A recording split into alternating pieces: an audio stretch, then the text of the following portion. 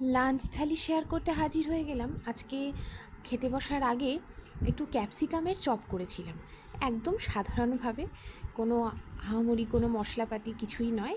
আলুর পুর দিয়ে বেসন দিয়ে করেছিলাম। রেসিপিটা অন্য কোনো দিন শেয়ার করব।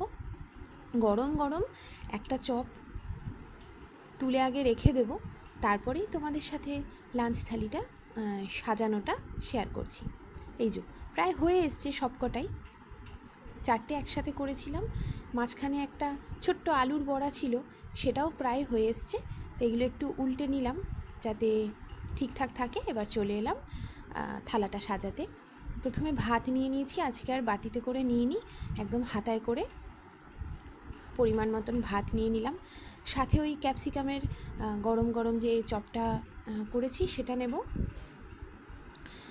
আজকে যেহেতু সোমবার, অনেকেই নিরামিষ খায়, কিন্তু আমাদের বাড়িতে সেরকম কোনো ব্যাপার নেই, আমিষই হয়েছিল।